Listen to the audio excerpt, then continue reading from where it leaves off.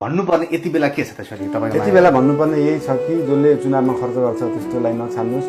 यसपालि असल व्यक्तिलाई, सक्षम व्यक्तिलाई, साँच्चै काम गर्न सक्ने व्यक्तिलाई चाहिँ नेपालभरि चाहिँ त्यस्तो व्यक्तिलाई छान्नुहोस् भन्ने छ। भिजन एजेन्डा सबैको उस्तै हुन्छन्, किनभने हामीले स्कुल कलेजमा पढ्ने किताब त सबैको एउटै हुन्छ, तर कोही फर्स्ट हुन्छ, कोही सेकेन्ड हुन्छ, कोही फेल हुन्छ होइन, कोही पास हुन्छ होइन।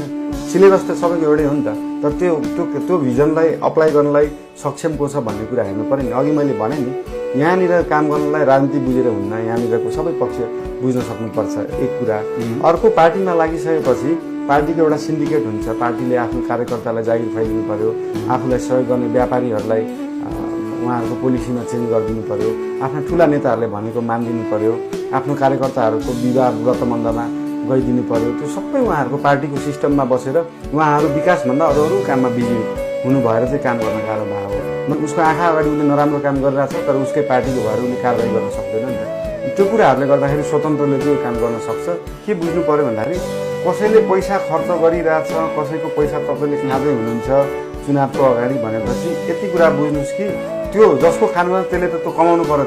उसले 1 करोड खर्च गरेछ भने त 5 करोड उठाउँछ भन्ने कुरा चाहिँ मान्छेको दिमागमा चाहिँ बसाउनु पर्यो क्या। कुनै नेताले चुनाव प्रचारको लागि अथवा चुनाव कुनै नेताले चुनाव प्रचार अथवा चुनावको लागि पैसा खर्च गर्छ भने त्यसले अभियसली पैसा कमाउँछ, त्यसले भ्रष्टाचार गर्छ भन्ने कुरा चाहिँ दिमागमा मान्छेले सेट गर्नु पर्यो। अथवा कसैले चाहिँ होइन म चाहिँ खर्च नगरिकन मेरो भिजन राख्छु, मेरो चाहिँ आफ्नो कुराहरू भन्ने हो, म चाहिँ सक्षम व्यक्ति हो, मैले चाहिँ यो काम गर्न सक्छु भन्न सक्नुलाई चाहिँ यसपालि असललाई छान्नु। भोट गर्नुभन्दा 1 घण्टा अगाडि पैसाको लेनदेन भएर हारेको घटना छ। अब त धेरैले बुझिसके नि त। भोट गर्नुभन्दा अगाडि पैसा लेनदेन गरेर 5 वर्ष त उसैले धुलो खेप्नुपर्छ, उसैले फोहोर खेप्नुपर्छ, उसैले बागमती गनाएको सुन्नुपर्छ, उसैले सरकारी कार्यालयमा लाइन बस्नुपर्छ, उसैले सामान्य हेर्नुहोस् न तपाईँ, सामान्य वार्डमा गएर सम्पत्ति कर, घरबाल कर तिनीहरूलाई पनि 4 दिन 3 दिनको लाइन हुन्छ। आज गयो भोलि आउनुहोस् भन्छ, भोलि पनि लाइन बस्यो, पर्सि आउनुहोस् भन्ने यो सामान्य चिज सुविधा नपाएपछि त्यो पैसाले उहाँलाई 5 वर्ष त सुख दिन्न नि त। नेपालका पूर्व प्रधानमन्त्रीहरूमध्ये को मनपर्छ?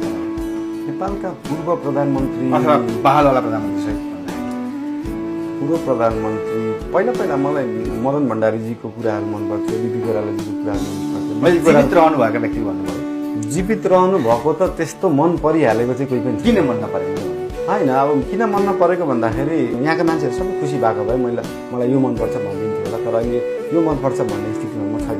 होइन, सबैजनाको अहिले लगभग उस्तै ध्यान शेरबहादुर देवाजीको, केपी ओलीजीको, प्रचण्डको सबैको राम्रो पक्षहरू पनि छन् होइन, तर मान्छे खुसी छैनन् भनेपछि त्यसलाई सेटिस्फ्याक्टरी लेभलमा लान सक्छ। त्यसो भए अन्तिममा अब नजिकै गर्दा चुनावमा अझै पनि धेरै कुरा गर्नुहुन्छ, तपाईँ घोषणापत्र आउलान्, नयाँ कुरा सोचहरू आउलान्, भन्नुपर्ने यति बेला के छ त सर तपाईँ? यति बेला भन्नुपर्ने यही छ कि जसले चुनावमा खर्च गर्छ त्यस्तोलाई नछान्नुहोस्। यसपालि असल व्यक्तिलाई, सक्षम व्यक्तिलाई, साँच्चै काम गर्न सक्ने व्यक्तिलाई चाहिँ नेपालभरि चाहिँ त्यस्तो व्यक्तिलाई छान्नुहोस् भन्न चाहन्छु। धन्यवाद। हस्, थ्याङ्क यू भेरी मच।